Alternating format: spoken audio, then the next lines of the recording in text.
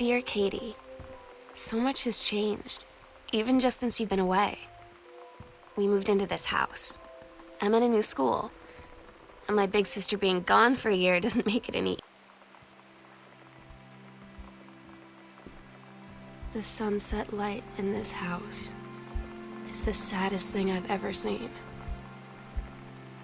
I just want to sleep. When I'm in the attic, it almost feels like Lonnie could still be here. It's weird hanging out with girls. Daniel was around ever since I was little, and other girls? I don't know. But being around...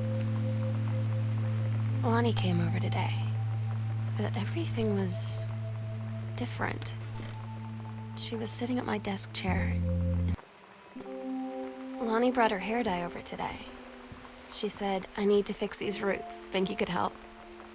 Dyeing hair is weirdly intimate. I don't know if I've touched someone else's scalp before. That's pretty intimate, right? Sometimes you just have to lie to Mom and Dad. Like when Lonnie asked me to see a band with her and stay over at her friend's place in the city after. That's a lie to Mom and Dad's situation. But it was so worth it. The girls on stage were just so loud and real and awesome. And everybody was moving together like one huge tide of sound. Between two songs, Lonnie leaned over and said, "Oh my God, you are so lucky you finished high school before we moved into this house." So it's the first day of school, and there I am introducing myself to the class. And I say that I just moved into the house on Arbor Hill. All of a sudden, every kid in the room turns and just stares like I suddenly... At Todd's brother's place after the show, there was only a futon to sleep on, so Lonnie and I shared it. The lights went out. I was turned toward her. My eyes started to adjust, and then I could see she was looking at me, too. You know that feeling where the first moment you see someone, it's like they have a big gold star around them, and you have to get to know them? Well, there's this girl. I think she's a senior. She's usually dressed kind of punk. When you live in one place your whole life, your next door neighbor is kind of like your default friend.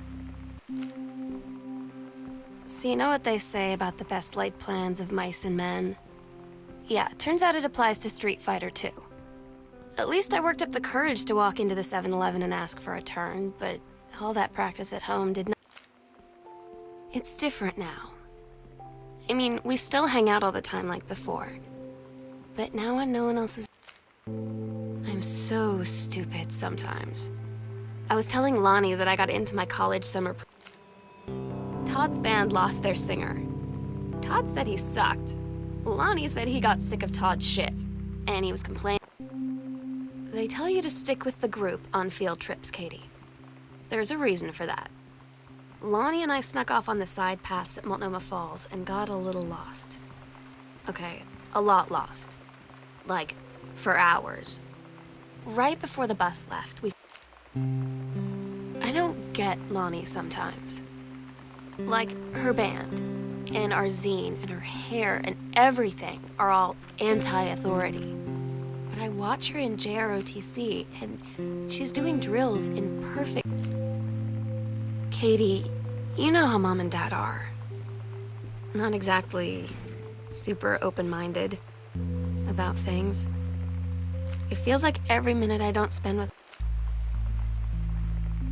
I had an interesting talk with Mom and Dad tonight. One you were never gonna need to have. I mean, Lonnie had her going away show with her band tonight. She's so incredible on stage. When she was singing, I could practically forget everything. We agreed our last night together would be our happiest ever, and we'd forget tomorrow was going to come at all. It worked for a while. We had a good time seeing Oscar off, then ran up to the attic to look through our photos, to find one for Lonnie to take with her. And looking at them, Daniel finally came over to get his game. I'd been dreading it. But he brought this story with him that I wrote when we were little. I started reading it, and then there I was, crying at the kitchen table. He asked what was wrong, and I was thinking about how we used to be friends. I asked Lonnie what she had to do to get ready to ship out for basic training. She said, not a lot, really. You're not allowed to bring anything with you. You have no possessions, no contact with the outside world while you're in basic. You just train hard every day, and then you deploy from there. So, they'll just send her away. To who knows where. The other side of the country, the other side of the world. My mind, can't process it. That she's really going to be gone. Just gone.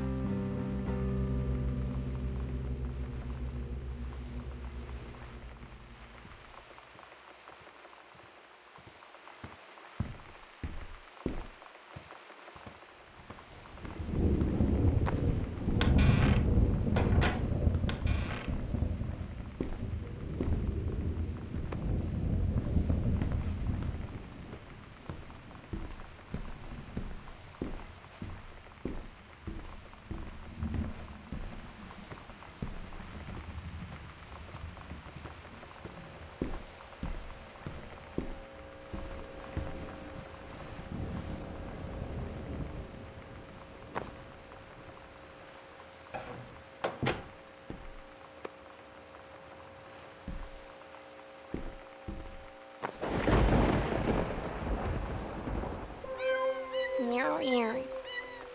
Meow, meow. Meow. Meow, meow, meow, meow.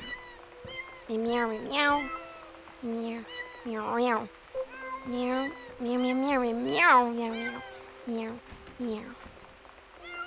Meow, meow, meow. Meow, meow, meow, meow, meow. Meow, meow, meow, meow, meow, meow, meow. Oh my God. Katie, I fell asleep in the attic, in Lonnie and my old spot, and I missed the first 2 calls. I just barely caught the third one before the machine got it. And it was Lonnie, on a payphone.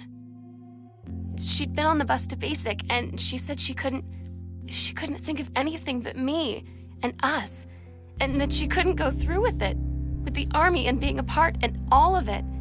And so she got off the bus in Salem. She said, Sam, I want you to pack up everything you can and get in your car and come find me. And let's just drive until we find somewhere.